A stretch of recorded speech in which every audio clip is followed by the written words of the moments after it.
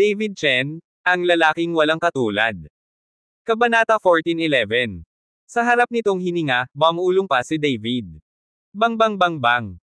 Saglit na natigilan si David, nawala ang pamilyar na aura, at pagkatapos ay isang mabangis na enerhiya ang tumama sa katawan ni David. Agad na nanginig ang katawan ni David, at ang dragon slaying sword sa kanyang kamay ay umalis din sa kanyang kamay at agad na nawala sa katawan ni David. Boom! Bumagsak si David sa lupa, lumitaw ang isang malaking hukay na ilang metro ang lalim, at nakahiga si David sa hukay na puno ng kalituhan. Habang umuungal ang dragon, nawala ng kontrol ang gininto ang dragon kay David, at pagkatapos umungal, ito ay naging isang maliit na gintong liwanag at naglaho. David. Mabilis na sumugod si Dong Jiahao at hinayla si David palabas ng hukay. Anong ginagawa mo? This is a life and death battle. How can you be distracted? Kitang-kita ni Dong Jiahao na nawala ng malay si David nang bumaril siya. Sonya. Bulong ni David sa sarili, ang pamilyar na aura ngayon ay nagpapagulo sa isip ni David. Sa sandaling ito, si David ay tila nagsimula ng isang nakatutuwang pag-eehersisyo. Sa hindi kalayuan, nakita ni na Long Xiao at Xu Song si David na biglang naging ganito, at lahat sila ay mukhang nalilito. Ang ilang mga tao ay humakbang ng maingat, natakot sila na si David ay naglalaro. David, gumising ka? Gumising ka? Walang girlfriend dito, hindi, papatayin ka nila. Niyugyug ni Dong Jiahao si David, umaasang magising si David. Ngunit sa sandaling ito, ang mga mata ni David ay mapurol, na para bang siya ay nahihibang, na ikinagulat ng mukha ni Dong Jiahao. Sa sobrang focus niya, biglang bumilis ang isip niya at naging ganito. Ang pagkuha ng Qingzindan ay dapat nakapakipakinabang. Sa sandaling ito, tumingin si Gejie kay David at pagkatapos ay sinabi kay Dong Jiahao. Ngunit sa lugar na ito, kung saan mahahanap ang Qingzindan? Si Dong Jiahao ay maaari lamang tumawag kay David ng desperado, sinusubukang patahimikin si David. Tumingin si Long Xiao at ang iba pa kay David, ngunit hindi agad kumilos, sa halip ay tumingin kay Zhu Jishan. Mabilis na dumaan si Zhu Jishan, at pagkatapos mag-obserba ng ilang sandali, kumbinsido siya na hindi nagpapanggap si David, ngunit talagang nasaktan. Hahaha.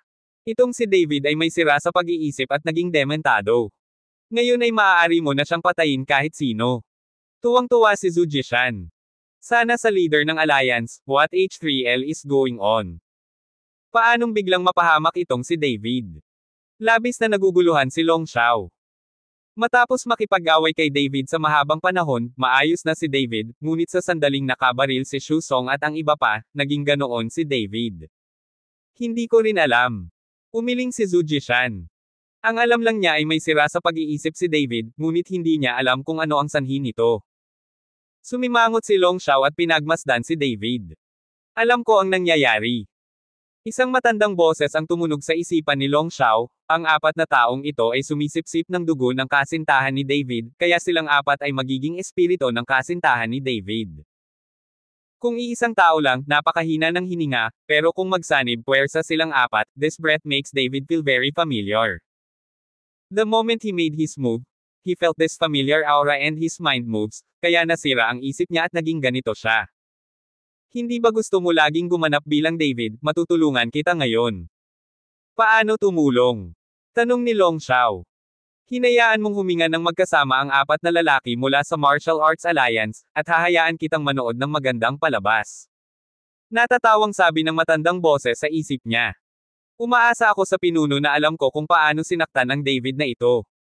Sabi ni Long Xiao. Anong nangyari? Curious na tanong ni Zhu Jishan. Ito si Xu Song at ang iba ay nakatingin kay Long Xiao na may pagtataka. Gusto rin nilang malaman kung ano ang nangyari kay David. I hope for the Alliance leader that the 4 members of the Martial Arts Alliance exude an aura that can stimulate David, kaya nung nagsanib puwersa silang apat, natigilan si David sa sandaling lumaban siya. Sumasakit sa isip ang hiningang iyon. Hindi ito direktang binanggit ni Long Xiao. Kung tutuusin, nakakahiya na ang Martial Arts Alliance ay gumagamit ng dugo ng ibang tao para magparami ng mga kampyon. Ang mas kaunting mga tao ay nakakaalam tungkol dito, mas mabuti. Gayunpaman, nang sabihin ito ni Long Xiao, agad na naunawaan ni Zhu Jishan. Hindi niya inaasahan na ganoon ka-simple iyon, kaya naging tanga si David. Hindi ko akalain na madaamin ako si David. Ganon ka-simple. Kung alam natin ito, bakit maraming tao ang mawawala sa ating martial arts federation? Nakaramdam ng kaunting pagsisisi si Zhu Jishan. Para patayin si David, ginamit pa niya si Duda, pero nakakahiya na pinatay din ni David si Duda.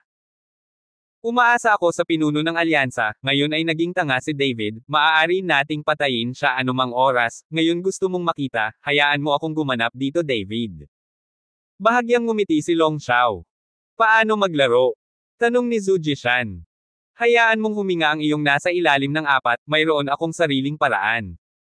Bumili ng passport si Long Xiao. Napatingin si Zhu Jishan kay Xu Song at bahagyang tumango. Agad na umangat ang hininga ng apat na tao ni Xu Song at saka lumabas sa katawan.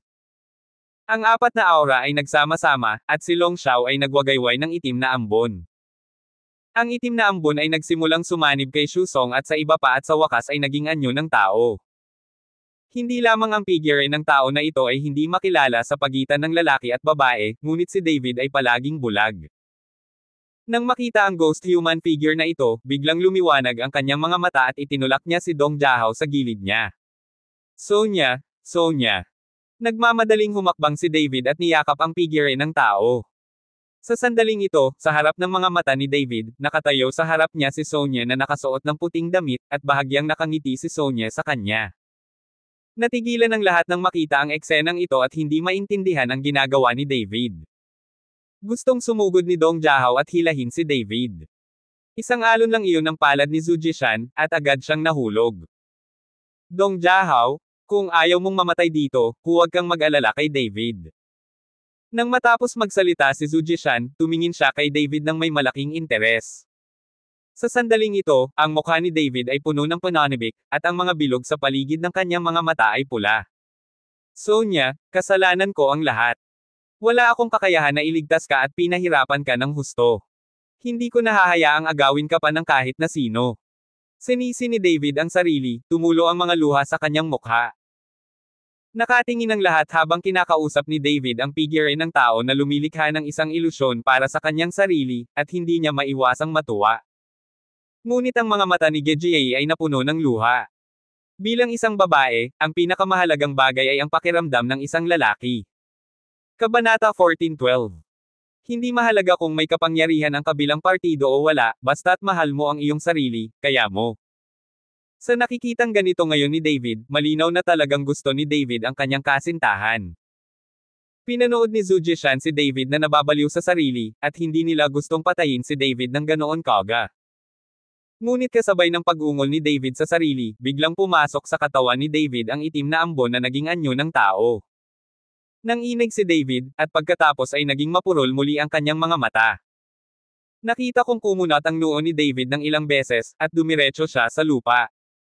Ang biglaang pagbabagong ito ay nagpagulat sa lahat, kahit si Long Xiao ay hindi alam kung ano ang nangyari. Hahaha, ito ang ideal host ko, itong matigas na katawan, itong solid strength na ito ang gusto ko. Sa isip ni David, tumawa ng walang ingat ang matandang boses. Ito pala ay ang kaluluwa sa katawan ni Long Xiao, ngunit ngayon ito ay direkta sa katawan ni David. Ano man ang katawan o lakas, si David ay mas malakas kaysa sa Long Xiao na iyon, kaya sa simula, ang kaluluwang ito ay umibig sa katawan ni David.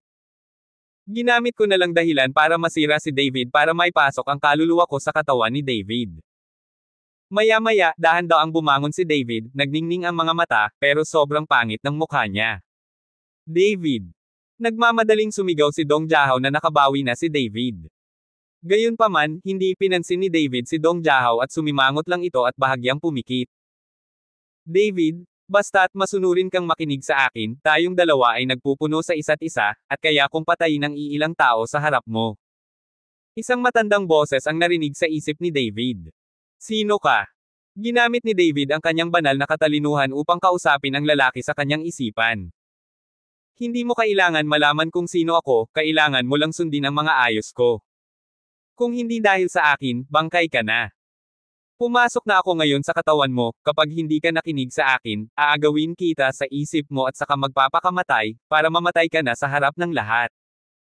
Isang matandang boses ang nagbabanta kay David. Talaga? Bakit ako nakakabilib? Nang matapos magsalita si David, ang kamalayan sa kanyang isipan ay agad na tumaas, na direktang sinasakal ang kaluluwa.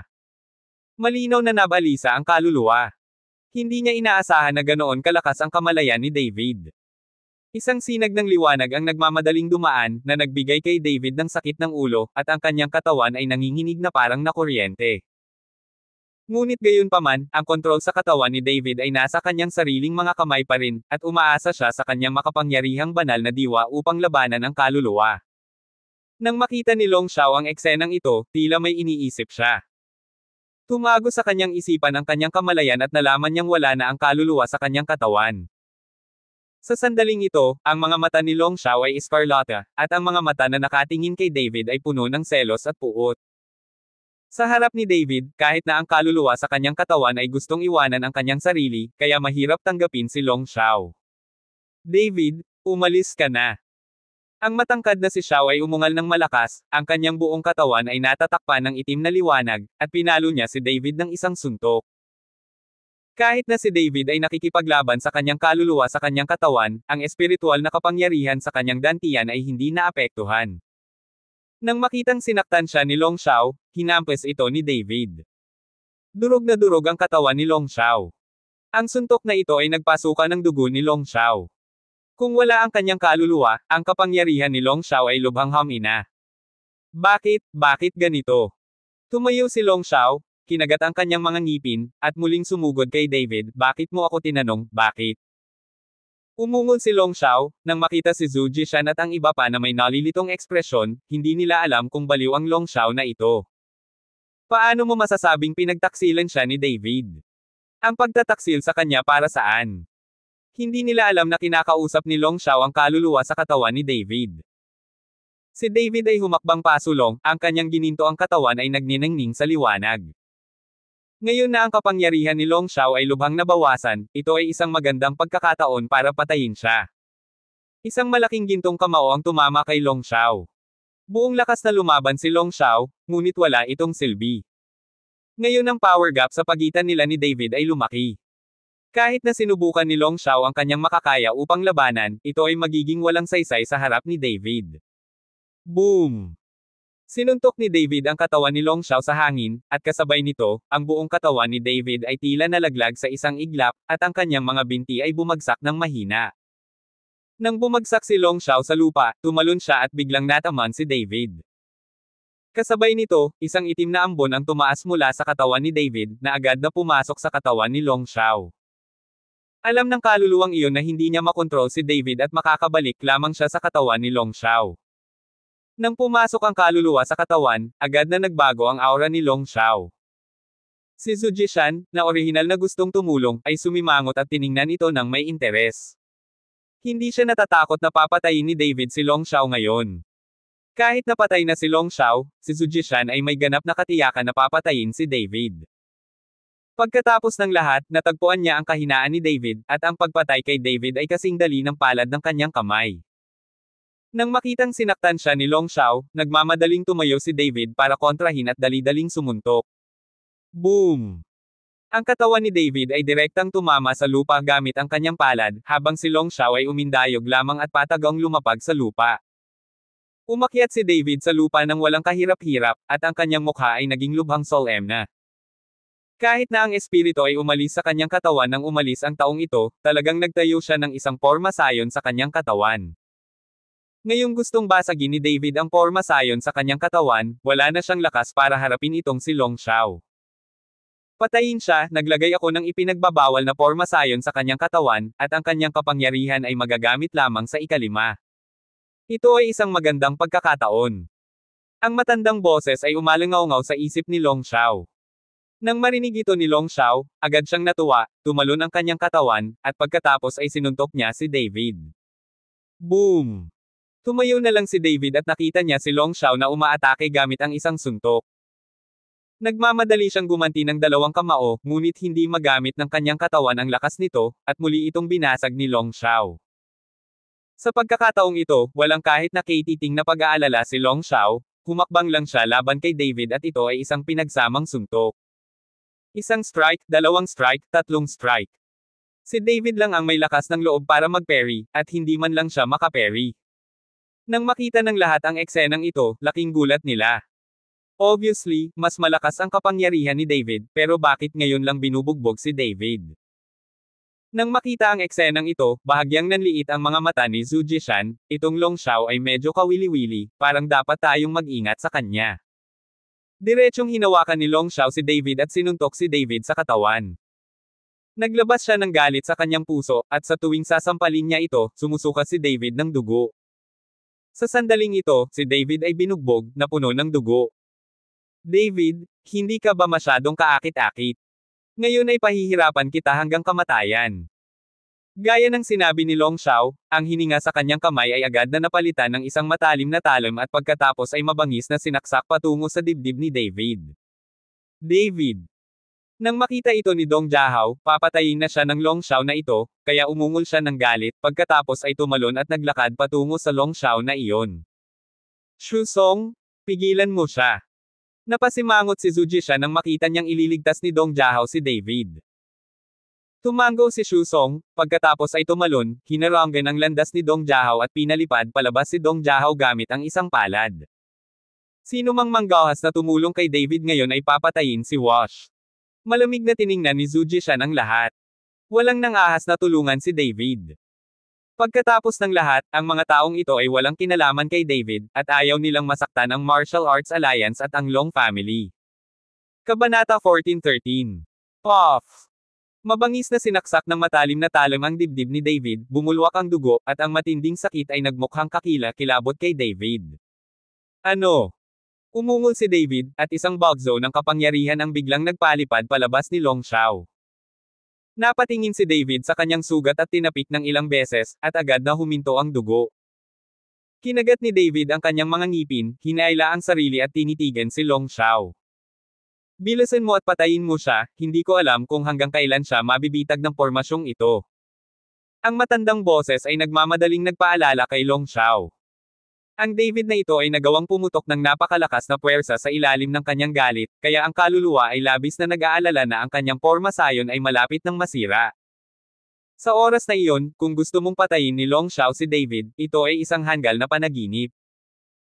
Pinunasan ni Long Xiao ang dugo sa gilid ng kanyang bibig at malamig na tumingin kay David, David, hindi mo kailangang lumaban hanggang kamatayan, walang kabuluhan.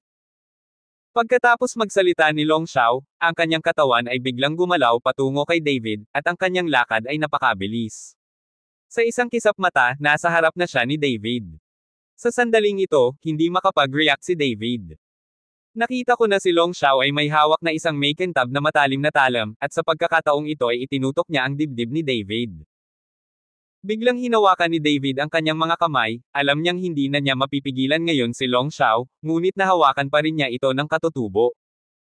Biglang hinawakan ng mga kamay ni David ang matalim na talim ni Long Xiao, at gusto niyang kunin ang matalim na talim sa kamay ni Long Xiao.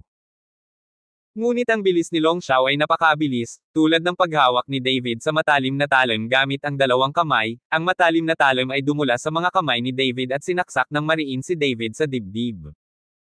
Biglang tinusok ang dibdib ni David, umaagos pa rin ang dugo, at duguan din ang mga kamay ni David. Hahaha, David, hindi ka ba napakalakas? Paano ka naging tupa na nanatili? Sa pagtingin sa malubhang pinsala ni David, si Long Xiao ay biglang tumawa ng malakas. Inilabas ni Long Xiao ang isang matalim na talon mula sa katawan ni David at pagkatapos ay sinipa si David sa lupa. Nahihirapang bumangon si David, bahagyang nanginginig sa buong katawan, at unti-unting lumiwanag ang dahilan sa kanyang katawan, na inaayos ang sugatang katawan. At ang espiritual na kapangyarihan ni David ay natalo, at ito ay patuloy na nakakaapekto sa pagbuo na inilagay ng kaluluwa sa kanyang katawan. Master Long, hindi ganoon kadaling patayin si David kahit nasaksakin mo siya ng libu-libong beses ngayon, hindi mamamatay si David. Si Zhu Jishan ay kahawig ni Long Xiao. Gayunpaman, hindi sinunod ni Zhu Jishan si Long Xiao upang ipaliwanag na si David ay isang magsasaka. Dahil hindi ka papatayin ng saksak, hayaan mo siyang makatikim ng ibang lasa. Malamig na sumengot si Long Xiao, pagkatapos ay nagningning ang kanyang katawan, at dahan-daang lumutang ang kanyang katawan sa hangin. Ang mga itim na sinag ng liwanag sa buong katawan ay agad na naging mga kidlat na direktang tumama kay David. Hayaan mo siyang matikman ang lasa nitong dumadagandong na dalamhati. Kumaibat ang sulok ng bibig ni Long Xiao. Bang bang bang. Sunod-sunod na itim na kidlat ang patuloy na tumama sa katawan ni David at sumabog sa isang iglap. Ang mga nakakatakot na alon ng hangin ay dumaan, at ang mga tao sa paligid ay nagmamadaling umatras patungo sa paligid. Ang bawat pagtama ng kidlat na may kakilakilabot na puwersa ay agad na hinati ang katawan ni David na may nasusunog na amoy. Ang buong isla ng Soolong ay nagsimulang mapuno ng amoy na ito, at maraming tao ang nagsimulang takpan ang kanilang mga bibig at ilong ng sunod-sunod. Nang makita ito, bahagyang ipinikit ni Zhu Jishan ang kanyang mga mata at sinabing, sa pagkakataong ito, kahit na may mahusay na kakayahan si David, hindi siya mabubuhay. Natatakot ako na kahit ang katawan ni David ay hindi makita. 10-10 kidlat ang tumama, nag-iwan ng 10 metrong diametro na hukay sa lupa, na puno ng usok at alikabok sa lahat ng dako. Umalis ang usok at lahat ay nagmadaling pumunta sa gilid ng malaking hukay upang tingnan kung si David ay sumabog sa scum. Nagtataka ring pumasok sina Zhu Jishan at Long Xiao. Sa ilalim ng gayong pambobomba, nangamba sila na walang matitira. Ngunit nang ang mga tao ay tumingin sa ibaba, nakita nila na si David ay nakahiga sa isang malalim na hukay, ang kanyang laman at dugo ay maulap at ang kanyang mga buto ay nakalantad lahat. Puno na siya ng mga galos at dugo at hindi na makakita ng anyo ng tao. Talagang malakas ang katawan ni David sa ilalim ng bagyong iyon, hindi nagbago ang katawan niya. Ano ang silbi ng pagiging matigas? Hindi patay. Sabi nga sa kasabihan, kung ang langit ay uulan, at kung ang mga tao ay baliw, may sakuna. Ang nakakasakit ay hindi mabuti, ngunit ito ay ang Marshall Daw Alliance at Long Family. Itong si David ay patay na, at ang kanyang katawan ay naging ganito. Natatakot ako na hindi niya mailigtas ang kanyang buhay. Tahimik na nagsalita ang lahat. Tumingin si Long Xiao kay David ng ganoon, at bahagyang tumaas ang mga sulok ng kanyang bibig. Nakaganti siya sa wakas. Bagamat hindi niya maaaring pahirapan ng maayos si David, hindi rin niya kinuha ang mga kayamanan ni David bilang kanyang sarili, ngunit hanggat namatay si David ngayon, maaari siyang makaramdam ng kasiyahan. Sa sandaling ito, tumingin si Zhu Jishan kay David, na hindi gumagalaw sa malalim na hukay, at hindi naniniwala na si David ay namatay tulad ng ibang mga tao. Shu Song, bumaba para tingnan at ilabas ang katawan ni David. Nais itong personal na i-verify ni Zhu Jishan, at kung talagang hindi ito gagana, diretso niyang susunugin ang katawan ni David upang makita kung paano siya bubuhayin muli.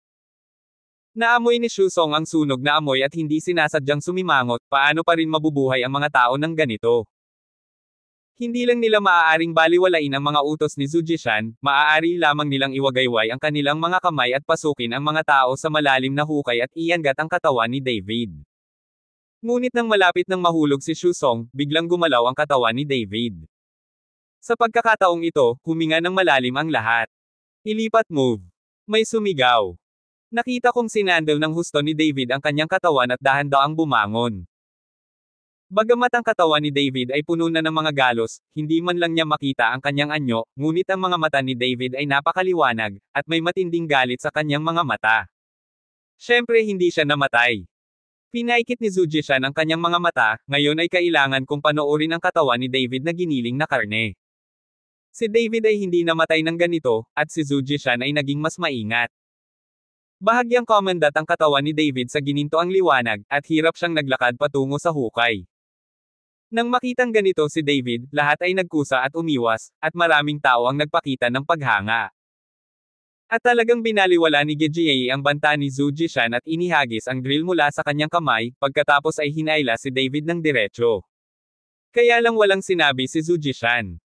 Bagamat lumitaw si David, hindi niya matakasan ang kapalaran ng kamatayan. Si David ay naging ganito, at sino mang lalabas ay maaaring pumatay sa kanya. Malamig na tiningnan ni David si Long Xiao, ngayon lang nabasag ng kulog ang porma ng kanyang katawan. Ang kasalukuyang espiritual na kapangyarihan ni David ay unti-unting bumabawi, at isang malabong gintong liwanag ang nagsimulang kumislap sa kanyang katawan. Nasira ang porma sayon, pagkatapos ay naibalik ang kapangyarihan ni David, magsimula. Isang nag-aalalang boses ang sumilay sa isip ni Long Xiao. Tumango si Long Xiao, pagkatapos ay isang itim na liwanag ang bumangon mula sa kanyang katawan, at pagkatapos ay tumalon siya. David, sa pagkakataong ito titingnan ko kung mamatay ka. Sinuntok ni Long Xiao si David, nagbabalak na gawing mitso si David. At tumalon din si David para kunin ang eroplano at saka inikat ang katawan sa ere. Sumimangot si Long Xiao, hindi niya alam kung ano ang ginagawa ni David, pero sinuntok pa rin niya ang dibdib ni David. Agad na inihagis ng napakalaking puwersa si David sa ere. Sa pagkakataong ito, hindi ginamit ni David ang kahit katiting na espiritual na kapangyarihan para lumaban at hinayaan lang si Long Xiao na gamitin ang lahat ng kapangyarihan niya sa kanya. Naramdaman na lang ni David na nanginginig saglit ang kanyang kaloob-looban, pagkatapos ay dumura ng isang subo ng dugo sa hangin. Lumipad ng daan-daang metro ang katawan ni David at diretsyong bumagsak sa dagat. Agad na nagdulot ng alon ang katawan ni David. Matapos mahulog sa dagat, nakaramdam ng pagkahilo si David saglit. Nakita niya ang isang layer ng liwanag sa dagat. Biglang bumantong hininga, lumangoy si David patungo sa liwanag. Sinadya niyang itumba si Long Xiao sa dagat. Kung hindi, tiyak na susunugin ni Zhu Jishan ang kanyang katawan, maging ang namumuong kaluluwa. Kabanata 14:14. Ngayong nahulog na si David sa dagat, umaasa siyang makakatakas sa pagtugis ni Zhu Jishan. Habang papalapit si David sa liwanag ay biglang sinipsip ng napakalaking puwersa ng pagsipsip ang katawan ni David. Nagdilim ang mga mata ni David, at pagkatapos ay wala siyang alam. Sa dalampasigan sa sandaling ito, sina Long Xiao at Zhu Jishan ay nakatitig sa dagat, gustong makita kung nakalabas na si David. Ngunit makalipas ang kalahating oras ay napakatahimik ng dagat, nahulog si David sa dagat at hindi na umahan. Tapos patay na si David. Huminga ng mahabang hininga si Long Xiao. Bagamat malayang nakakagalaw ang mga martial masters na tulad nila kahit sa tubig, nakakapigil sila ng hininga saglit. Ngunit kung nais mong mabuhay sa tubig sa lahat ng oras, ito ay imposible lamang. Walang sino man ang mabubuhay sa tubig sa lahat ng oras. Bilang karagdagan, si David ay malubhang nasugatan pa rin, at imposibleng manatili sa tubig ng mahabang panahon. Kaya lang, si Zhu Jishan ay hindi kasing optimistiko ni Long Xiao. Tinitigan niya ang dagat habang ang mga mata ay nakatingin sa dagat at umaasang ipapakita ni David ang kanyang ulo. Isa pang kalahating oras ang lumipas, at marami na ang nagtayo ng kampo, ngunit ang Zuji Mountain ay nasa dalampasigan pa rin. Umaasa ako sa pinuno ng alyansa na ito ay napakatagal, pagkatapos David ay mamatay para sigurado. Sinabi ni Long Xiao kay Zhu Jishan. Anong alam mo? Malamig na tiningnan ni Zhu Jishan si Long Xiao, nalaman ko lang na may mali, kaya sinasadya ka ni David sa dagat. Ngayong nahulog na siya sa dagat, wala na tayong paraan para matukoy kung buhay pa ba siya o patay na. Sana po sa Panginoon, masyado po ba kayong nag-iingat? Di ba engkanto si David noon? Nasugatan siya ng ganito at nahulog sa dagat. Mabubuhay pa kaya siya? Medyo hindi nasisiyahan si Long Xiao sa akusasyon ni Zhu Jishan. Kamangmangan. Malamig na bumantong hininga si Zhu Jishan at saka sinabi kay Shusong, dalhin mo ang isang tao sa dagat upang hanapin ito at tingnan kung mahahanap mo ang bangkay ni David. Si Shusong ay walang magawa, kaya't maaari lamang siyang makakuha ng isang tao na tumalon sa dagat. Ngunit ang apat sa kanila ay naghanap sa dagat ng higit sa isang oras, at hindi nila nakita ang katawan ni David. Ang paghahanap ng katawan sa dagat ay parang naghahanap ng karayom sa isang dayami, halos imposible. Boss, hindi ko mahanap, masyadong malaki ang lugar. Sinabi ni Shusong kay Zhu Jishan. Kung gayon, pupunta ka ngayong gabi para tingnan kung si David ay lalabas. Nagutos si Zhu Jishan ng apat kay Shusong. Matagal na silang apat na palutang-lutang sa dagat, basang-basa at malamig ang katawan, at ngayon ay kailangan na naman nilang magbantay. Pero wala silang choice kundi sundin ang utos. Ano man ang mangyari, ang kasalukuyang Zhu Jishan ay pinuno pa rin ng Martial Arts Alliance. Kahit alam kong wala ng tunay na kapangyarihan si Zhu Jishan, kailangan ko pa ring makinig. Kasama si Shusong at apat na tao na nagbabantay sa kanya, si Zhu Jishan ay may kumpiyansa na umalis at pagkatapos ay nakahanap ng lugar na pahingahan. Nang hindi nakikita ang katawan ni David, hindi makatitiyak si Zhu Jishan, at hindi makatulog. Si Shusong at silang apat ay nagbabantay sa baybayin, at ang kanilang espiritual na kamalayan ay kumalat ilang kilometro ang layo. Hanggat si David ay nagpakita, siya ay mahahanap. Ngunit hanggang sa madaling araw, wala man lang anino ni David, at ni hindi mo makita ang buhok ni David. Sa loob ng malaki at maliwanag na palasyo, si David ay nakahandusay sa lupa na puno ng dugo. Sa sandaling ito, napakahina ng katawan ni David, nakapikit ang mga mata, at nakoma.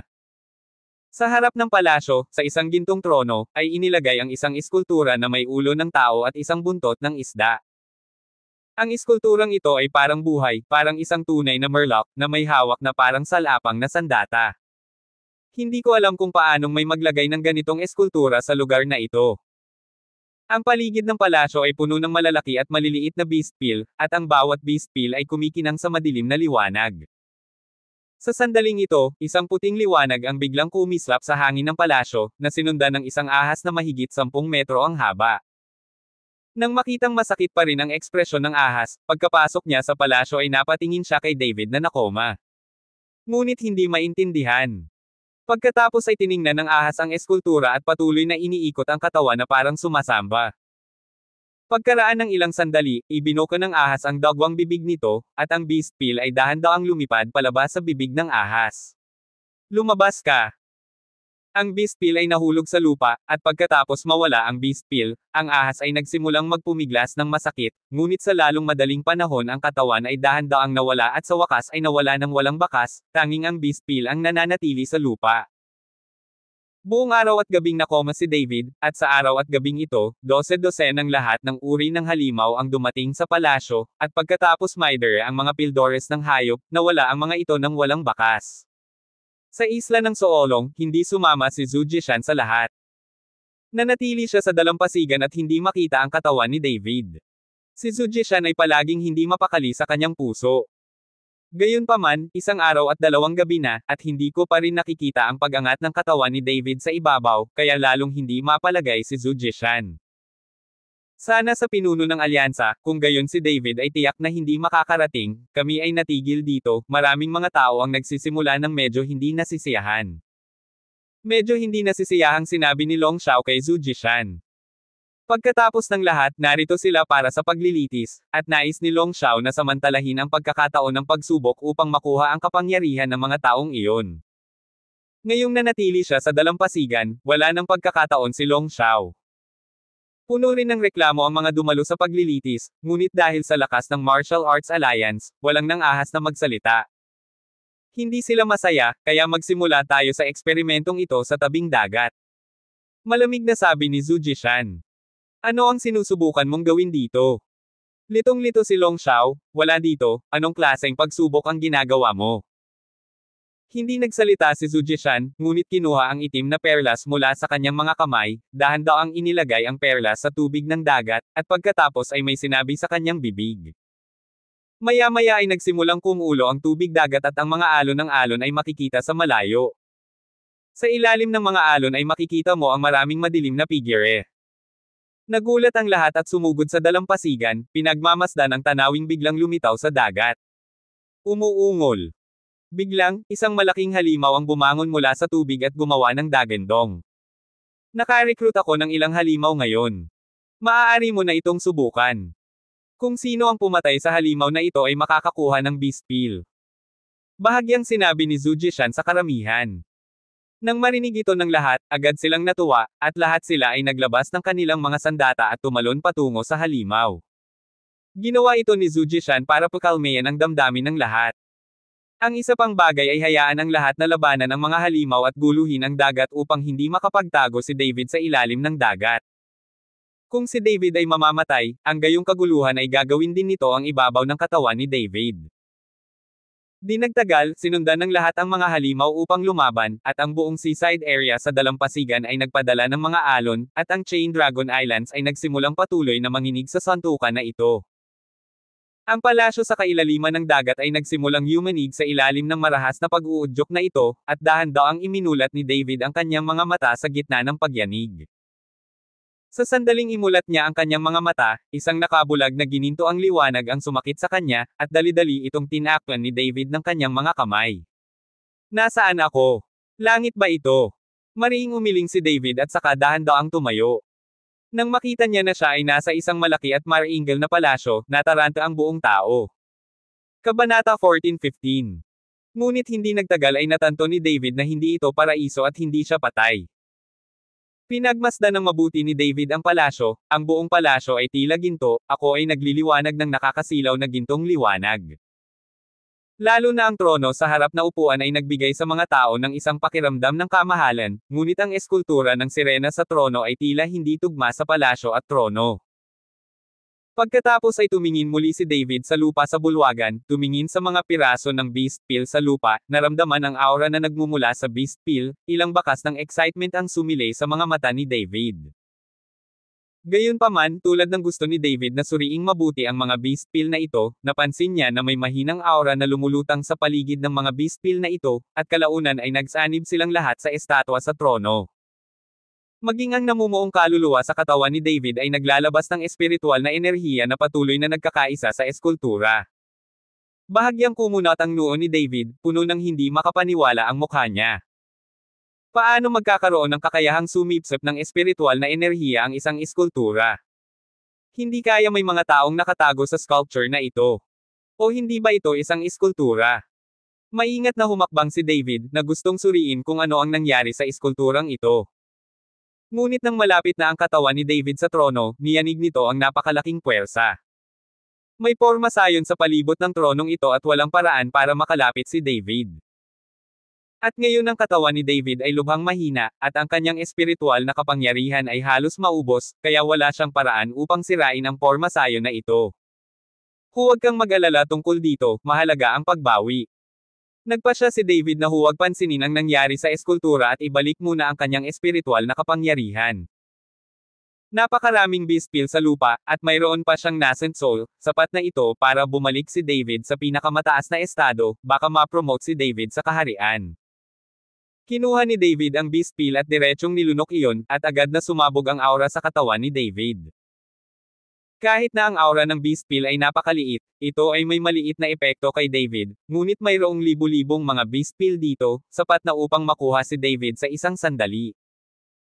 Naiinip na nakaupo si David na naka-crossleg, at kaagad pagkatapos na ma-activate ang focus technique ng kanyang katawan, nagsimulang umikot ang mga umiikot na aura sa itaas ng ulo ni David.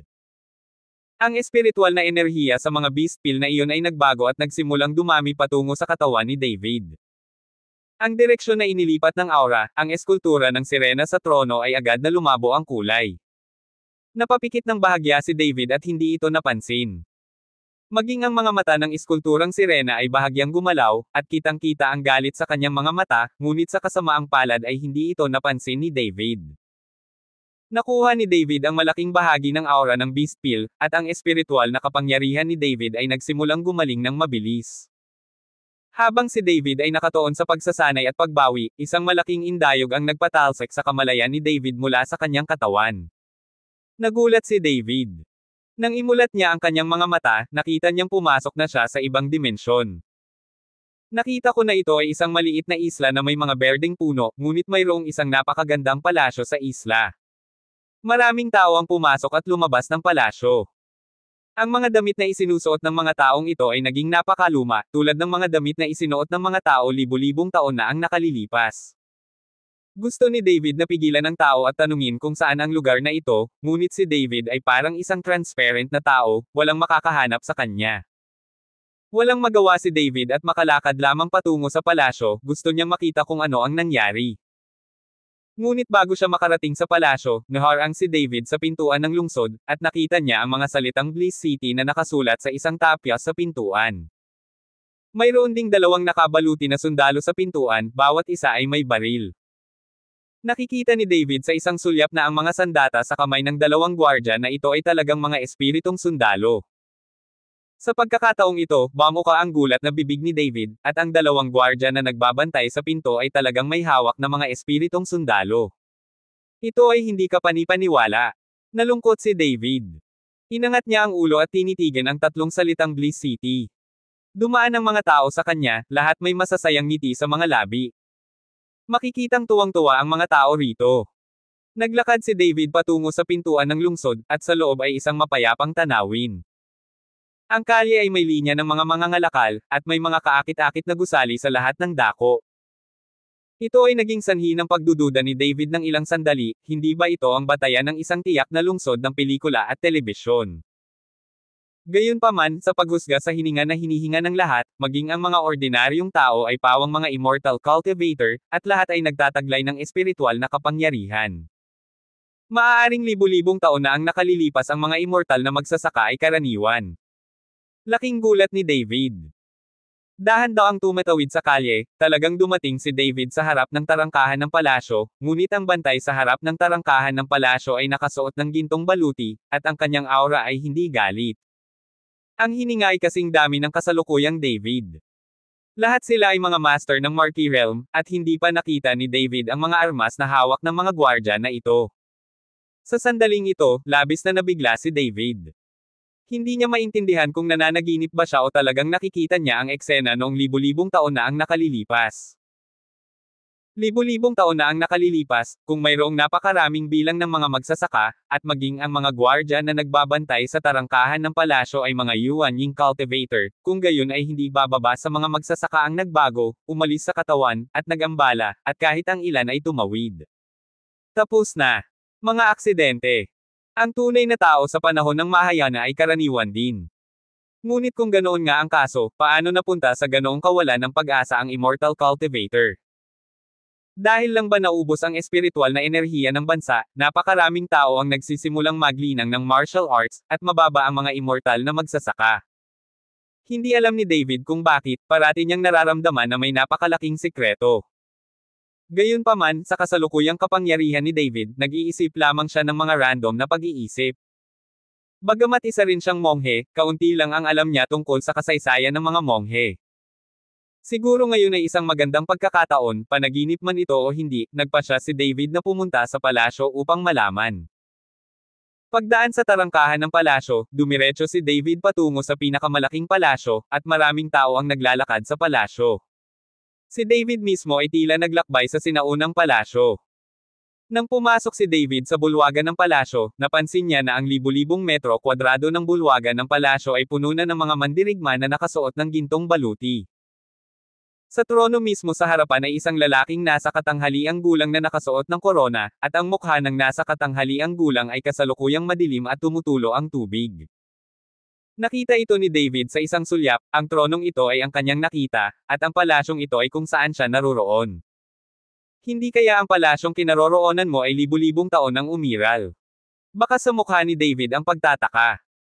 Gayunpaman, nang iwas ng tingin ni David ang nasa katanghaliang gulang na lalaki sa trono, agad siyang nagulat nang mapansin niyang nakatayo sa tabi ng nasa katanghaliang gulang na lalaki ang isang batang babae na nakasuot ng puting baluti. Nakasuot ng puting baluti ang dalaga, mukha itong napakabayani at walang pigil, ngunit nang makita ni David ang hitsura ng dalaga ay bahagyang nanginig ang buong katawan nito. Dahil napansin niyang kamukhang kamukha ng babaeng ito si Xiaoro, hindi ito matatawag na pareho, dapat ay si Xiaoro. Xiaoro, Xiaoro. Si David ay nagmamadaling umakyat na parang baliw, at si Xiaoro ay natigilan dahil iniligtas siya nito. Sinisi ni David ang sarili niya, gusto niyang iligtas si Xiaoro. Pero ayokong makita si Xiaoro dito. Kaya lang kahit anong sigaw ni David, hindi sumagot si Xiaoro, at walang nakakakita sa kanya.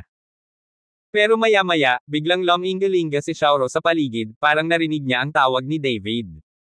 Kabanata 14:16. Si David ay mukhang nasa sabik at napahiyaw muli. Ngunit nang sumigaw lang si David, nakarinig siya ng nakakabinging ingay mula sa labas, at pagkatapos ay nagsimulang manginig ang buong palasyo. Ang mga ekspresyon ng lahat ay humigpit, at pagkatapos ay inilabas nila ang kanilang mga sandata, maging si Xiaoro ay naglabas ng kanyang mga sandata, nakatingin sa kamatayan na parang nasa bahay.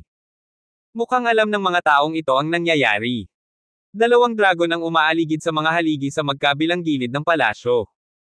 Sa ilalim ng malakas na vibration, talagang nabuhay ang dalawang dragon at nagsimulang lumutang sa hangin. Nanlaki ang mga mata ni David habang nakatingin sa dalawang umiikot na dragon. Ito ba ang Ice Dragon at ang Flame Dragon? Nakilala ni David ang dalawang higanteng dragon sa isang sulyap. Dumadagindong. Biglang, nagkaroon ng malaking dagindong, at ang palasyo ay nayanig pa. Nagmamadaling lumabas ng palasyo ang lahat, at diretsyong lumutang sa hangin ang katawan ni David. Ngayon siya ay pumasok at pinanood ang digmaan na malapit nang magsimula sa pananaw ng Diyos. Nakita ko ang 10-10 metrong mataas na alon sa dagat sa paligid ng isla, at sa labanan ng mga alon na ito, ang makakapal na itim na anino ay naging lahat ng uri ng mga halimaw, bawat isa ay may ngipin at kuko. At kabilang sa mga halimaw na ito ay isang lalaking nakaupo sa katawan ng isang ahas, na may korona sa kanyang ulo, ngunit ang ibabang katawan ng lalaking ito ay talagang katawan ng isang isda. Nakilala ito ni David sa isang sulyap, ito ang eskultura na nakita niya, at ang eskultura sa trono ay ang taong ito. Di nagtagal sumiklab ang digmaan. Hindi pa nakakita ng ganitong away si David. Lahat ng tao dito, bawat halimaw ay parang may kakayahan na maabot ang langit. At ngayon, ang kinikilalang henyo na ito sa mundo ng nascent soul ay syempre hindi nagkakahalaga ng pagbanggit sa naturang labanan. Maging ito ay Marky Wo o Marky Duo, natatakot ako na hindi sila kwalipikadong pumasok sa larangan ng digmaan. Hindi inaasahan ni David na ang mga tinaguriang master sa mundo ng martial arts ngayon ay libu-libong taon na ang nakalilipas. Hindi ko alam kung gaano katagal ang laban, pero sa huli ay mga bangkay lang ang nakikita ni David. At sa gitna ng mga tambak ng mga gintong nakabaluti na bangkay, ang puting baluti ay kapansin-pansin.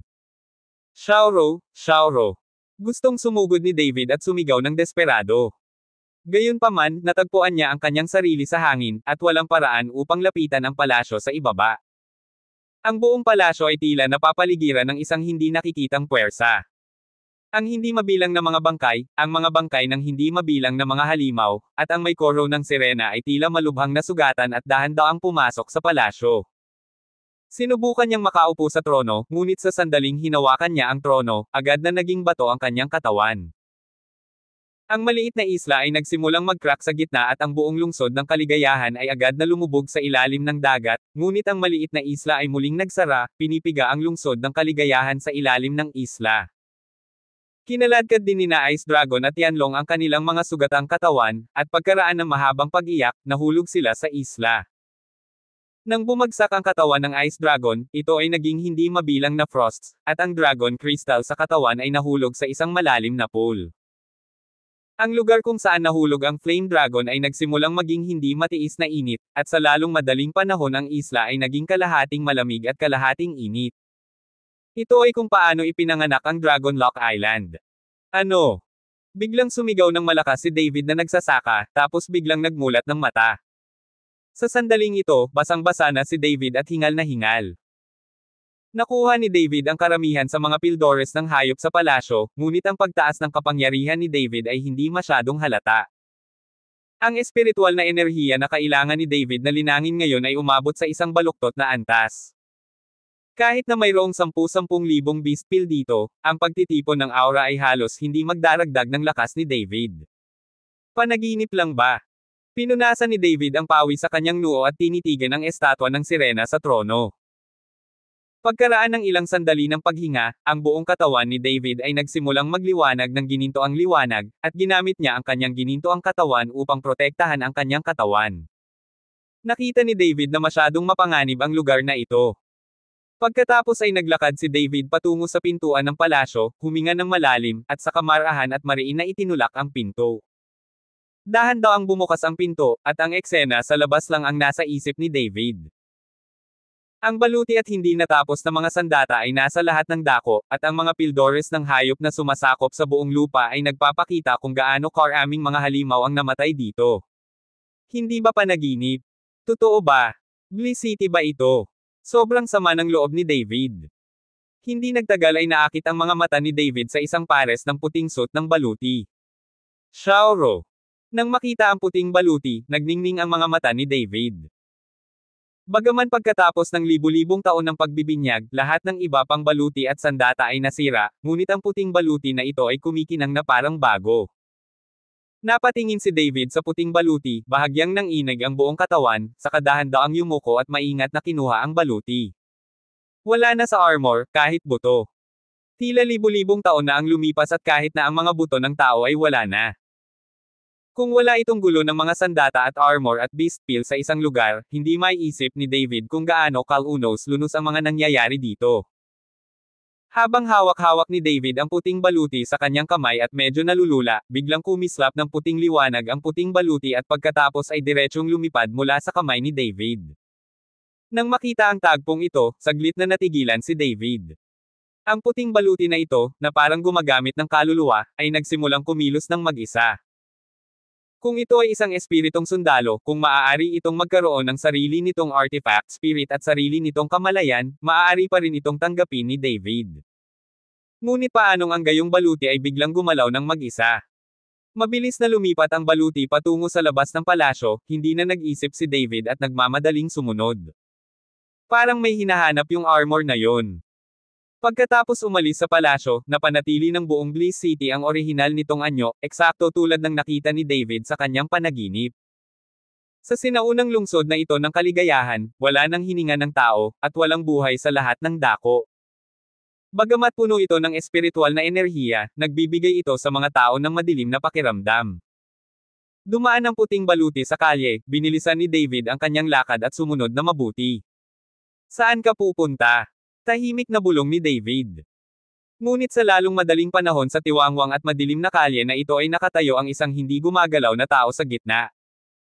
Nang may makita si David, natigilan siya saglit, ngunit hindi nagtagal ay laking gulat ng buong tao. Nakita ko ang puting baluti na lumipad diretso sa lalaki at diretso ko itong ginamit. Sumugod si David, at ang nakatawag ng atensyon niya ay si Xiaoro. Sa sandaling ito, si Xiaoro ay natatakpan pa rin ng hamog na nagyelo, ngunit nananatili pa rin niya ang kanyang orihinal na anyo.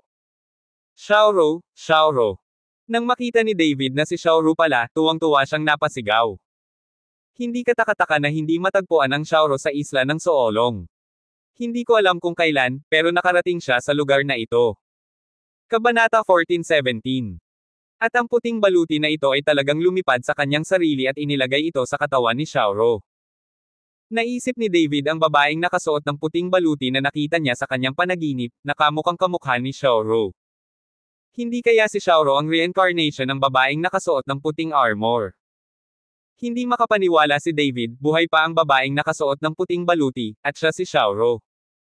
Sa panaginip na iyon, nakita ni David ang isang batang babae na nakasuot ng puting baluti.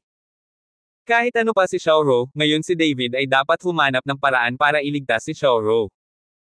Sa kabutihang palad, na-freeze si Xiaoro sa isang iglap, kaya maayos ang kanyang katawan hanggat maaari niyang pilitin ang nagyayelong hangin na lumabas sa katawan ni Xiaoro.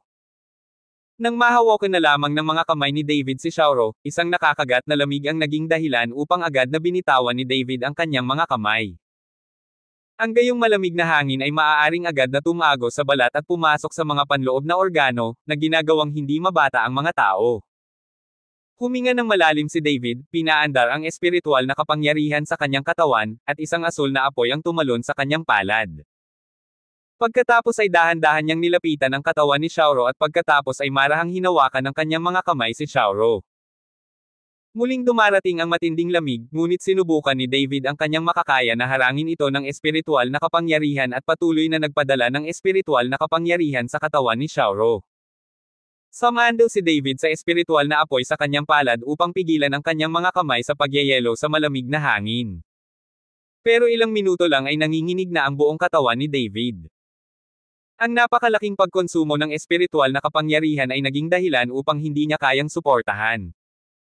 Ang espiritual na apoy sa kanyang mga kamay ay nagsimulang hamina, at ang kanyang mga kamay ay natatakpan ng puting hamog, at nagkaroon ng panimula sa pagyayelo.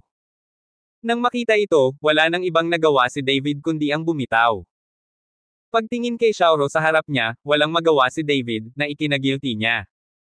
Xiaoro, huwag kang mag-alala, sa pagkakataong ito ililigtas kita kahit anong mangyari. Kinagat ni David ang kanyang mga ngipin at tumingin sa paligid, ang lupa ay puno ng mga beast pills at walang kakapusan sa espiritual na enerhiya dito. Pansamantalang magsasanay si David dito para pagbutihin ang espiritual na kapangyarihan ng kanyang katawan hanggang sa mailigtas niya si Xiaoro. Dagdag pa, sinisipa pa rin ni David ang nascent soul ni Duda sa kanyang bulsa. Kung walang ibang paraan, maaari ring pinuhin ni David ang nascent soul. Umupo si David na naka-cross legs at ginamit ang concentration technique sa sukdulan. Ang malaking puyo ng tubig ay nagsimulang sumipsip ng espiritual na enerhiya na nagmumula sa mga pildores na hayop. Ang katawan ni David ay kumikinang sa isang nakasisilaw na gintong liwanag. Ilok ang Dragon Island.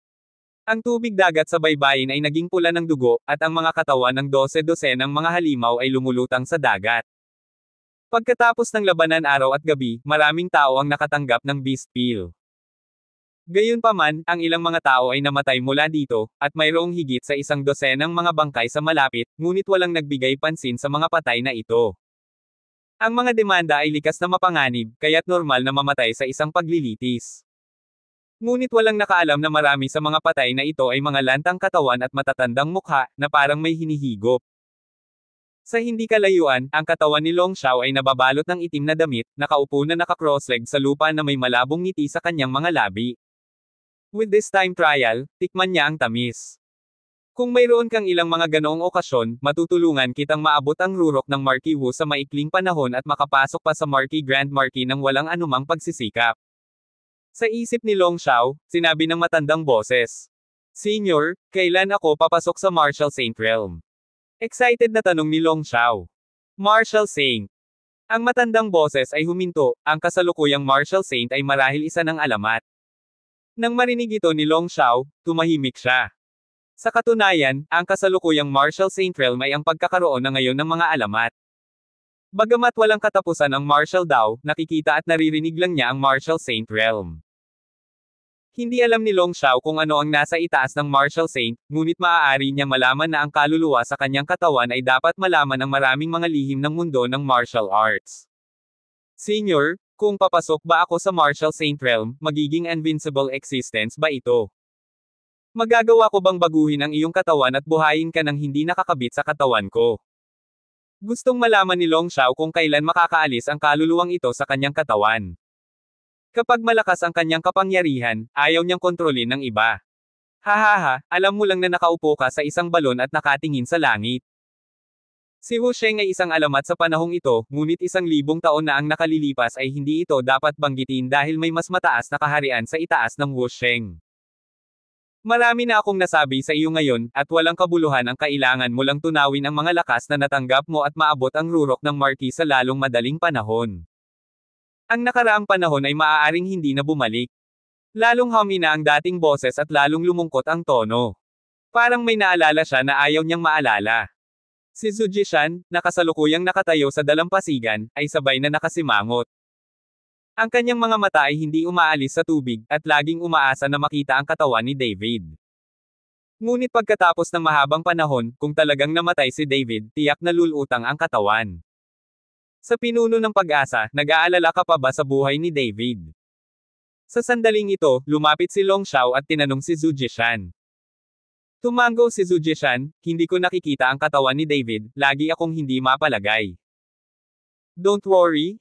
Then David will not survive for sure. Baka lamunin ng halimaw ang katawan niya, I don't think we should waste time here. Sinabi ni Long Xiao kay Zhu Jishan. Nilingga ni Zhu Jishan ang kanyang ulo upang tingnan si Long Xiao, absorb mo lang ang kapangyarihan ng napakaraming tao at hindi mo na kaya agad. Saglit na natigilan si Long Xiao, ngunit pagkatapos ay ngumiti at nagsabi, lahat sila ay miyembro ng maliliit na sekta, at walang mananagot kung sila ay mamatay. Isa ako sa mga sekta ng Martial Arts Alliance, ngunit hindi ako nagbago. Si Long Xiao ay talagang walang lakas ng loob na gumawa ng anuman sa mga tao ng mga pangunahing sekta, kung hindi ay mahirap ipaliwanag. Kahit na ang pagsubok ay hindi umiiwas sa kamatayan, ngunit ang mga taong talagang gustong mamatay ay mga makapangyarihang tao mula sa malalaking sekta, wala silang pakialam sa mga patakaran. You better control yourself, hindi lahat tanga, natatakot ako na may nakabantay na sayo. Binalaan ni Zhu Jishan si Long Xiao. Huwag kang mag-alala leader, alam ko na ang gagawin. Bahagyang ngumiti si Long Xiao. Walang sinabi si Zhu Jishan, ngunit pagkatapos tumingin muli sa dagat, tumalikod siya at umalis. Pinagsama-sama ni Long Xiao ang lahat at naghanda na tumungo sa hinterland ng Soolong Island, dahil ang tunay na testing ground ay nasa hinterland ng Soolong Island. Sa daan, maraming tao na nakapatay ng mga halimaw at nakatanggap ng beast pills ay nasa sabik na nag-uusap. Inaasahan din ng mga hindi pa nakakatanggap ng beast pill kung ano ang mga kayamanan ng trial area na ito. Tanging si Dong Jiahao lamang ang kanyang sarili, bahagyang singkit ang kanyang mga mata, sinundan ng mamamatay tao, ayaw niyang makakuha ng anumang kayamanan, tinitigan niya ang likod ni Long Xiao. Kahit na ang kanyang sariling lakas ay hindi kasing husay ni Long Xiao, kailangan niyang tiisin ang kahihiyan at pasanin, humanap ng mga pagkakataon sa paglilitis, patayin si Long Xiao at ipaghiganti si David. Hindi mo maaaring patayin ang Long Xiao na iyon, kung papatayin mo siya, mamamatay ka muna. Habang nakatitig si Dong Jiahao sa likod ni Long Xiao, biglang lumapit si Ge Jiayi kay Dong Jiahao at sinabing, Natigilan si Dong Jahao saglit at pagkatapos ay nagsabi, kapag nagaganap ang pagsubok, maaari kong samantalahin ang kanyang kakulangan sa paghahanda. Hindi maaaring mamatay si kapatid na David ng walang kabuluhan. Bahagyang ngumiti si Gejie, kahit makatulog siya, hindi mo siya mapapatay, hindi mo banggitin, kahit ako, hindi ko kayang patayin ang Long Shao na ito ngayon. Tumingin si Dong Jahao kay Gejie at hindi niya maintindihan kung bakit niya sinabi iyon. Dapat mong malaman na ang kasalukuyang lakas ni Gejie ay hindi kayang unawain. Nang makitang hindi naintindihan ni Dong Jahao ang kanyang sinabi, tumigil si Gejie sa pagsasalita, humakbang pasulong at dumistansya kay Dong Jahao. Miss Ge. Hinabol siya ni Dong Jahao, kahit ano pa ang ibig sabihin ni Gejie, ngunit palaging magandang paalalahanan ang sarili ng malakas, kaya gusto rin ni Dong Jahao na mapalapit kay Gejie para maalagaan niya ito sa panahon ng paglilitis. Kabanata 14-18. Bilang karagdagan, si Gejie ay isa pa ring Diyos sa level na figure sa puso ni Dong Jahao. Ito ay palaging magandang upang makakuha ng upang sundin ang kanyang Diyosa ng kaunti. Okay ka lang ba? Lumingon si Gejie kay Dong Jahao at nagtanong. Miss Ge? Salamat sa iyong pag-aalala ngayon, ngunit hanggat may pagkakataon, papatayin ko ang Long Shao na iyon. Nagpasalamat si Dong Jahao kay Gejie. Hindi mo kailangang magpasalamat sa akin, wala akong pakialam sa iyo, ayaw ko lang na lumaki ng masyadong mabilis ang kapangyarihan ni Long Shao. Kung pipilitin mong patayin si Long Shao, wala akong pakialam. Sa tingin ko kakainin ni Long Shao ang karne na inihatid sa iyo. Nang matapos magsalita si Gejie, hindi niya pinansin si Dong Jahao. Natarante si Dong Jahao, hindi niya talaga maintindihan kung ano ang kinalaman nito sa paglaki ng kapangyarihan ni Long Shao kung siya mismo ang pumatay sa Long Shao na iyon. Sa katunayan, matagal nang naobserbahan ni Gejie na si Long Shao ay sumisipsip ng kapangyarihan ng iba. Hindi na lang niya sinabi sa iba dahil ang mga taong pinasimulan ni Long Shao ay mga tao lamang mula sa maliliit na sekta at marangal na pamilya. Para sa kanila lahat sila ay mga taong nasa ilalim. Hindi pinatay ni Long Shao si Dong Jahao, nagseselos lang siya sa pamilya ni Dong. Pagkatapos ng lahat, ang pamilya Dong ay itinuturing na isang mayamang pamilya sa mundo ng martial arts ng Kyoto. Ngunit kung talagang gusto ni Dong Jahao na patayin si Long Shao, alam ni Gejie na hindi kailanman magpapakita ng awa si Long Shao. Kapag ginamit ni Long Shao ang kapangyarihan ni Dong Jahao, ang kanyang sariling kapangyarihan ay tiyak na tataas ng mabilis. Hindi alam ni Dong Jahao ang mga bagay na ito. Gayunpaman, hindi nagbago ang puso ni Dong Jahao na patayin si Long Shao, kailangan niyang maghiganti kay David. Mahigit isang oras na naglakad ang kanilang grupo bago sila nakarating sa paanan ng bundok. Ang bundok ay hindi mataas, ngunit ito ay nagpapakita ng kamahalan. At ang lugar na sinubukan nila sa oras na ito ay dito sa kuweba. Ang pasukan sa kuweba ay hindi masyadong malaki, ngunit ang hangin na umiihip mula sa pasukan ay nagpapalamig dito. Long Shao? Ano nga ba ang lugar na ito? Naimbestigahan na ba ito ng iyong pamilyang Long? Huwag maging sirang kuweba, pag-aaksaya ng oras natin. May sumulyap sa kuweba at pagkatapos ay nagtanong kay Long Shao. Ang lugar na patungo sa kuweba na ito ay isang sinaunang guho, at mayroong mga kayamanan sa lahat ng dako sa sinaunang mga guho, ngunit kung makukuha mo ang kayamanan ay nakasalalay sa iyong kapalaran. Sabi ni Long Shao sa karamihan. Dahil alam mong may mga kayamanan ito, bakit hindi maagang nakuha ng iyong Long family ang mga kayamanan? Ngunit iminungkahi nila ang pagsubok na ito upang gawing mas mura para sa atin. Nagsimulang magtanong ang iba.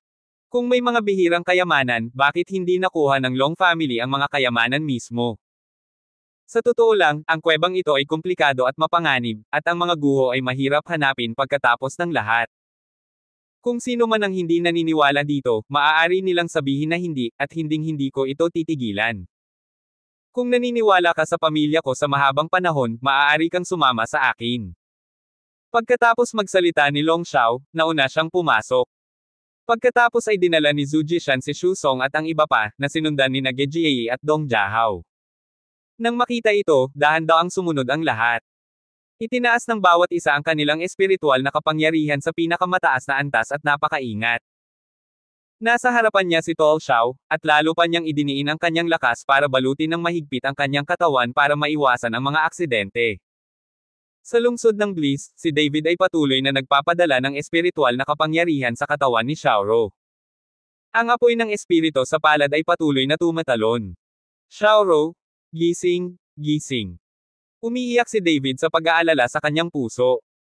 Ito ang pang-apat na beses na nagpadala siya ng espiritual na kapangyarihan sa katawan ni Xiaoro para matuno ang yelo sa katawan ni Xiaoro. Sa tuwing ginagamit ni David ang espiritual na kapangyarihan sa kanyang dantian bago siya handa na sumuko. 4 na beses na, ngunit hindi pa rin kumikibo si Xiaoro, at ang espiritual na kapangyarihan na ibinigay ni David ay tila lumulubog sa dagat. Sa pagkakataong ito, naubos na muli ang espiritual na kapangyarihan sa katawan ni David, ngunit hindi pa rin nagbabago si Xiaoro. Nagpakawala ng mahabang buntong hininga si David, naubos na ng beast pill sa lupa ang halos kalahati ng David, ngunit hindi naligtas si Xiaoro. Walang magawa, naghanda si David na magsanay muli, at pagkatapos na maibalik ang espiritual na kapangyarihan ng dantian, ipinagpatuloy niya ang pagliligtas kay Xiaoro. Ngunit habang naka-cross-leg si David ay biglang sumilay ang puting liwanag sa kanyang dibdib. Pagkatapos ay tila nag-react ang Longjing sa katawan ni David at nagsimulang tumalon.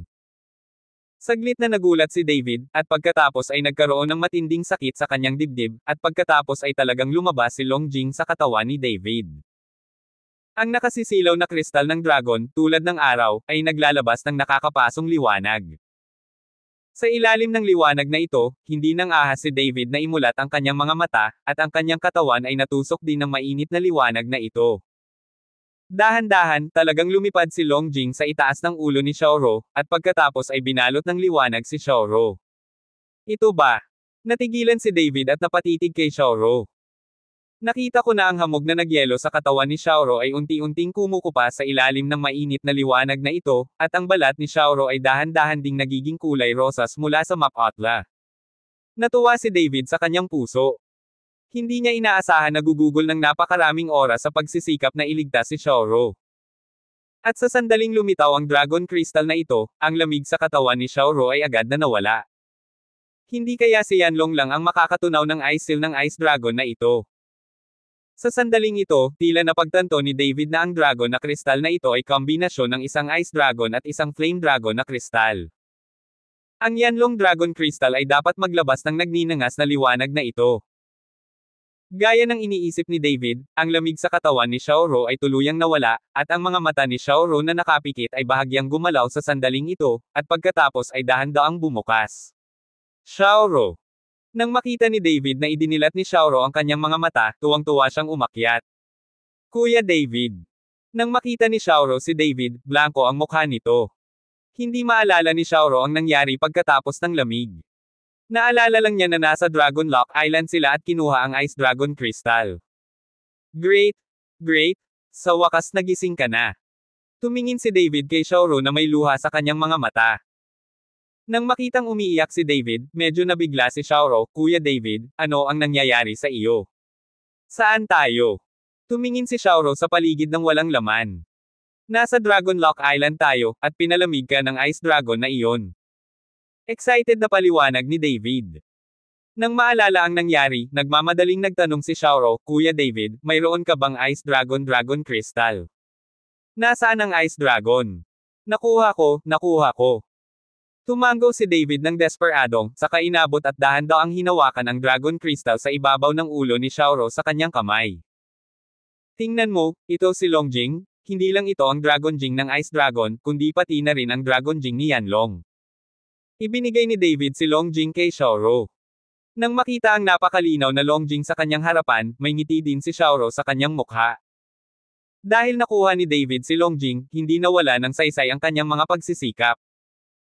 Ngunit hindi maintindihan ni Xiaoro kung bakit mayroon pa rin Yanlong Longjing si David, kaya nagtanong siya, Kuya David, ano ang nangyari? Bakit mayroon ka pa rin Yanlong Longjing? Nilunok ni David si Longjing sa kanyang katawan at pagkatapos ay dahan-daang sinundan si Xiaoro para sabihin ang nangyari. Sa puntong ito lang napagtanto ni Xiaoro na na-freeze siya ng ilang buwan at napakaraming bagay ang nangyari sa mga buwang iyon. Kuya David, ano ang mali sa akin sa baluti na ito? Tiningnan ni Xiaoro ang nakasuot na armor na may pagkalito sa kanyang mukha nang maalala niyang hindi pa siya nagsusuot ni isa. Saglit na nag-alinlangan si David dahil hindi niya alam kung paano ito ipapaliwanag kay Xiaoro, kahit sabihin niya ang totoo, natatakot siyang hindi maniwala si Xiaoro. Ngunit nang si David ay nag-aalangan na magpaliwanag, ang puting baluti ay nagsimulang kumurap, at pagkatapos ay isang masakit na ekspresyon ang lumitaw sa mukha ni Xiaoro. Kuya David, hindi ako komportable. Biglang sigaw ni Xiaoro. Xiaoro! Nagulat si David at nalaman kaagad na ang baluti na ito ang may kasalanan, at agad na gustong tanggalin ang baluti sa katawan ni Xiaoro. Sa kasamaang palad, kahit anong pilit ni David, hindi niya maalis ang baluti sa katawan ni Xiaoro. Ang mga baluti na ito ay tila tumutubo sa katawan ni Xiaoro. Kabanata 14:19. Hindi nagtagal, nagsimulang tumagos ang baluti sa katawan ni Xiaoro, at sa wakas ay unti-unti itong nawala. Mahigpit na hinawakan ni Xiaoro ang kanyang ulo gamit ang kanyang dalawang kamay, ang kanyang ekspresyon ay naging napakakilabot at masakit, hindi. Papatayin kita. Si Xiaoro ay umungal ng malakas na parang bigla siyang nabaliw. Humakbang si David at sinubukang kontrolin si Xiaoro, ngunit marahan siyang itinapon ni Xiaoro. Nagulat si David. Kahit naubos na ang kanyang espiritual na kapangyarihan, madali pa ring kontrolin si Xiaoro. Siya na ngayon ang lakas ni Marky Wu, at si Xiaoro ay hindi ang pinakamataas na kaharian ng Wuzong, paano siya magkakaroon ng gayong dakilang kapangyarihan? Sa pagtingin kay Xiaoro sa sakit, si David ay tila walang magawa. Ngunit sa lalong madaling panahon, ang mga hiyawan ni Xiaoro ay dahan-daang hamina, at ang kanyang ekspresyon ay hindi na masakit. Xiaoro, okay ka lang? Humakbang si David at nagmamadaling nagtanong.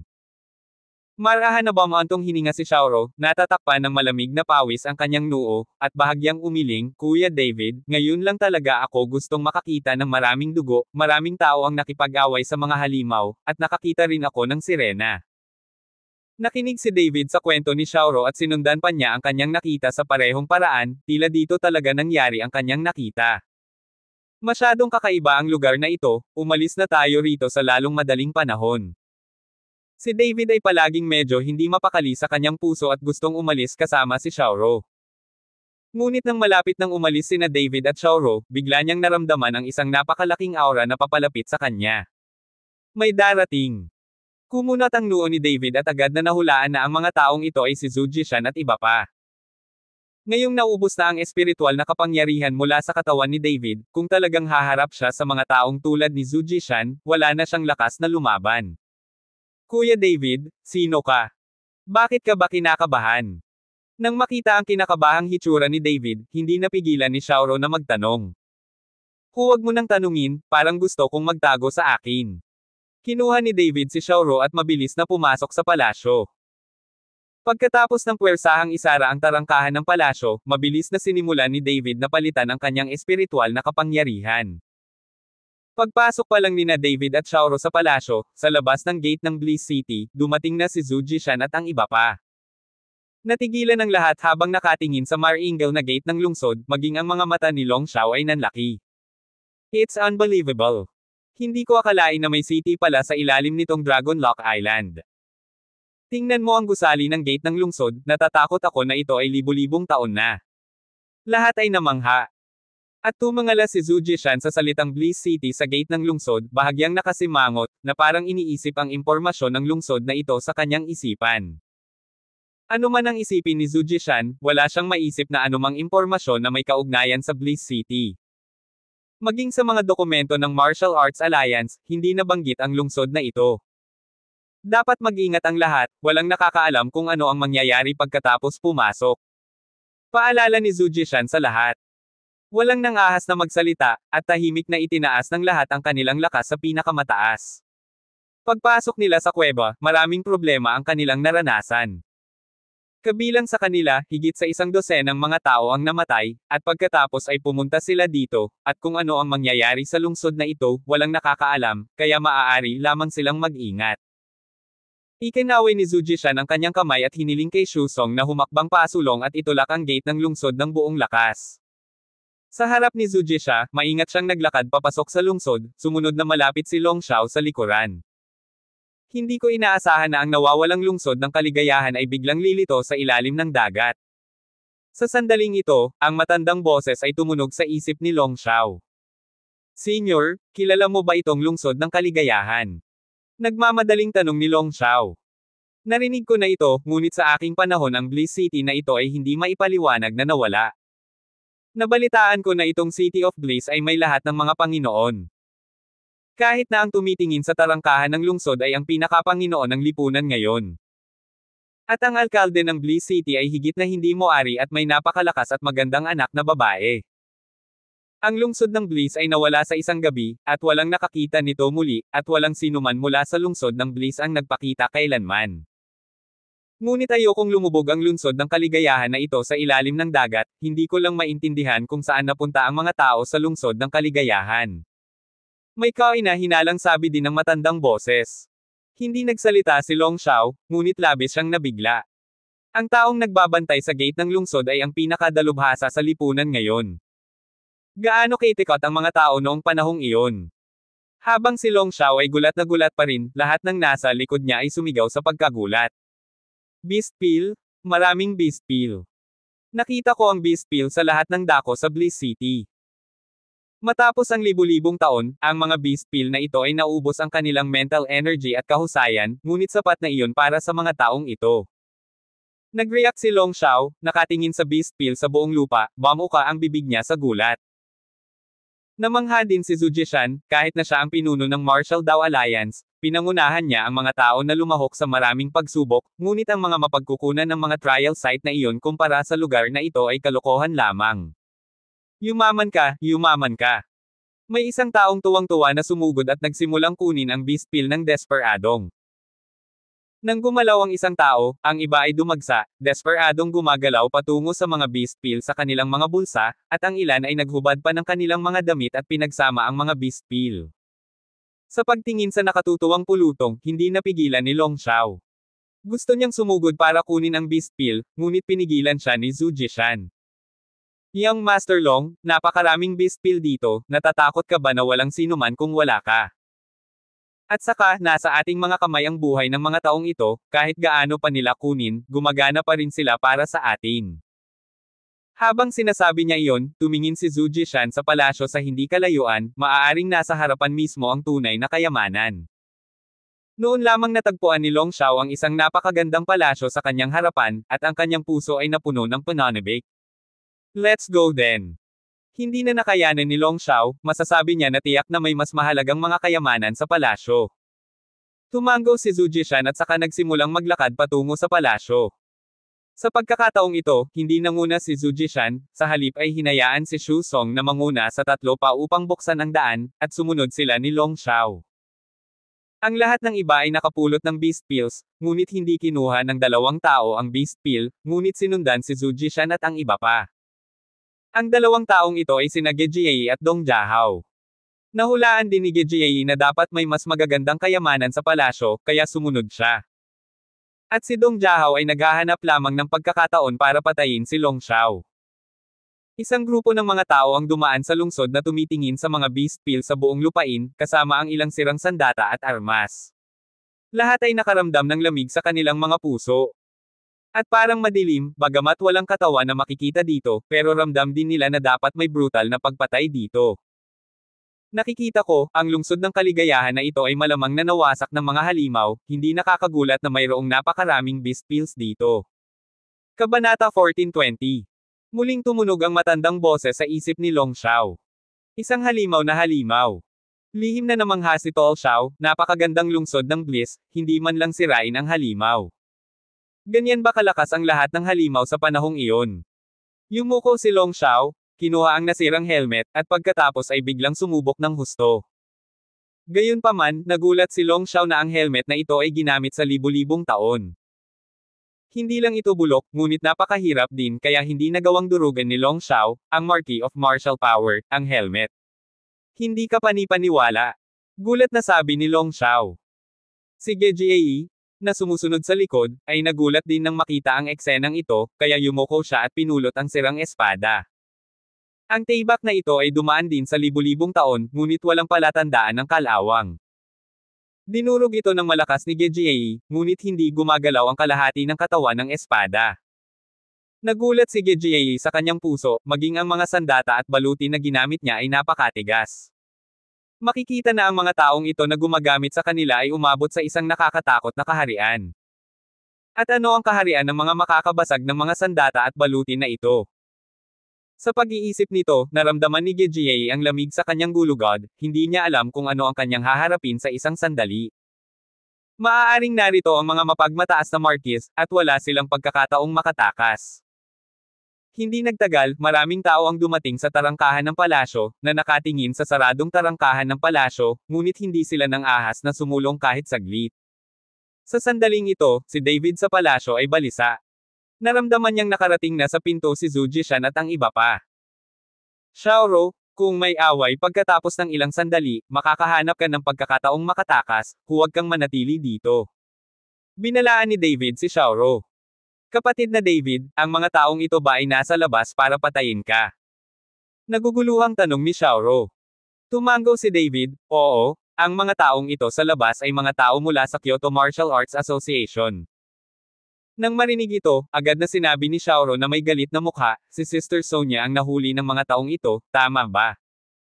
Tumango ulit si David, sinabi na lang niya kay Xiaoro ang tungkol sa pagdakip kay Sonia. Hindi ako aalis, gusto kong patayin itong mga kasama mo at maghayganti kay Sister Sonia. Ang mga mata ni Xiaoro ay napuno ng galit, at isang bahagyang puting liwanag ang lumitaw mula sa kanyang katawan. Sa sandaling ito, talagang nakaramdam si David ng lamig na patuloy na lumalapit sa kanyang katawan, kaya kinailangan ni David na sundan si Xiaoro sa isang tiyak na distansya. Tila naging mas dalisay ang ice crystal na katawan ni Xiaoro matapos itong magyelo sa panahong ito. Magtago muna tayo at tingnan natin ang sitwasyon mamaya. Hinailan ni David si Xiaoro at nagtago sa likod ng trono, at sa sandaling ito ay itinulak ang gate ng palasyo. Sa pagbukas ng gate ng palasyo, mayroon ding mga beast pill sa harap ng mga tao, ngunit ang mga beast pill na ito ay tila parang kinuha lang ito sa katawan ng mga halimaw. Napaka-fresh nila at walang ganoong maalikabok na vibe. Ngunit walang nagmamalasakit sa mga pildores ng hayop, sa halip ay tumingin sa paligid, nais na makita kung may iba pang mga kayamanan. Nang pumasok si Long Xiao sa pinto sa unang pagkakataon, naakit siya sa trono ng palasyo, at ang kanyang katawan ay hindi sinasadyang naglakad patungo sa trono. Hahaha, ito ay isang kayamanan, ito ay isang pambihirang kayamanan. Tumawa ng malakas si Long Xiao, ngunit nang marinig niya ang tunog, napansin niya na kakaiba ang boses ni Long Xiao, at medyo luma na ito. Long Xiao, huwag kang gumalaw. Nagmamadaling sumigaw si Zhu Jishan nang makita niyang si Long Xiao ay talagang patungo sa trono.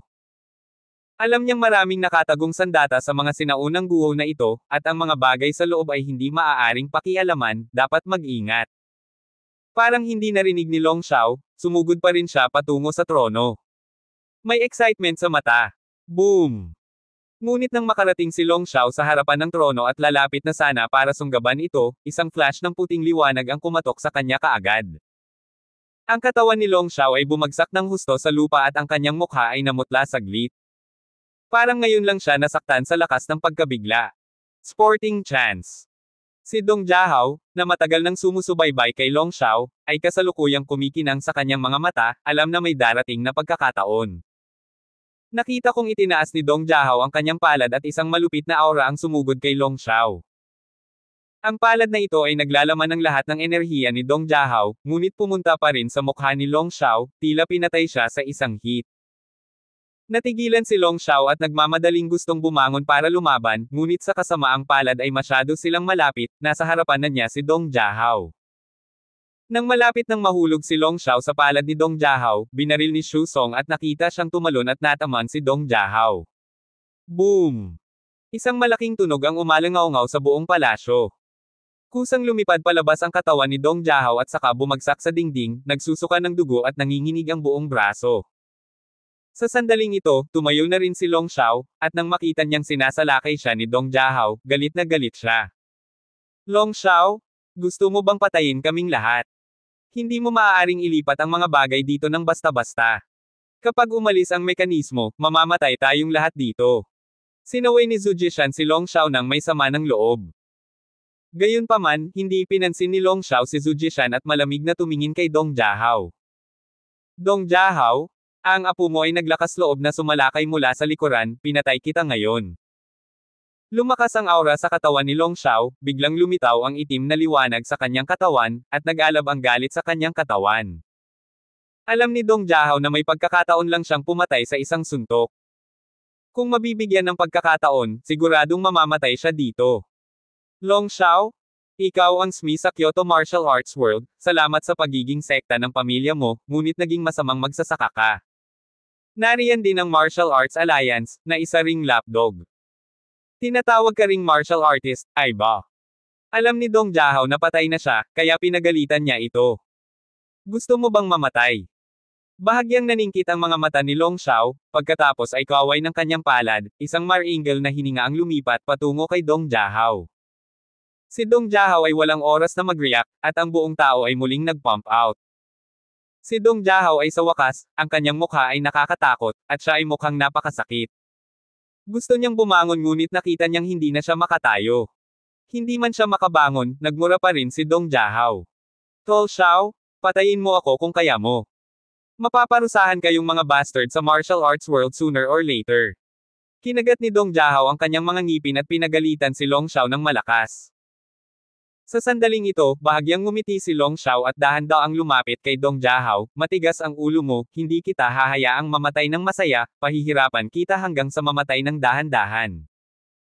Sa huli, isang ulap ng itim na ambon ang lumitaw sa palad ni Long Xiao, at pagkatapos ay ang ulap ng itim na ambon ay tumago sa katawan ni Dong Jiahao sa isang iglap. Sa ilang sandali, sobrang makati si Dong Jiahao, at naramdaman niya ang libu-libong langgam na gumagapang sa mga siwang ng kanyang mga buto. Ano? Si Dong Jiahao ay umiikot na may sakit na ekspresyon sa kanyang mukha. Nakangiting hinangaan ito ni Long Xiao, habang si Zhu Jishan ay hindi man lang tumingin kay Dong Jiahao. Walang kinalaman sa kanya ang buhay at kamatayan ni Dong Jiahao. Siya ay nagmamalasakit sa mga kayamanan ng palasyong ito. Lalo na ang trono, na-activate ng trono ang formation sa isang iglap at pinalipad palabas si Long Xiao. Ang kapangyarihan ng Forma Sion ay napakalaki kaya hindi pa ito naramdaman ni Zhu Jishan. Tinitigan ni Zhu Jishan ang trono at tiningnan ito ng mabuti. Siya ay umaasa na makahanap ng isang lugar upang masira ang Forma Sion pati na rin ang sirena sculpture sa trono. Habang sinusundan ng mga mata ni Zhu Jishan ang mga mata ng iskultura ng sirena, palagi siyang nakatingin sa isa't isa. Dama ang lamig mula sa kaibuturan ng aking puso. Matangkad Xiao, nakipag-away ako sa iyo para ipaghiganti si Kuya David. Biglang nagliyab si Dong Jiahao, na patuloy na umiikot sa lupa, at sumugod kay Long Xiao. At ang katawan ni Dong Jiahao ay nagsimulang mamaga, at ang hininga sa kanyang katawan ay patuloy na tumaas. Damn! Sisubog na ang batang ito. Nagulat ang mukha ni Long Xiao, at ang kanyang katawan ay mabilis na umatras. Sa airtight na palasyong ito, kahit na si Dong Jiahao ay isang wazong lamang, mayroon siyang malaking kapangyarihan na pasabugan ang sarili. Biglang lumingon si Zhu Jishan at nakita niyang si Dong Jiahao ay baliw, sisubog na siya, at ang kanyang mukha ay naging napakapangit. Bilis, kontrolin mo siya. Abangan ang mga susunod pang kabanata ng David Chen, ang lalaking walang katulad. For more updates, please subscribe to my YouTube channel and don't forget to like and share. Thanks for your support.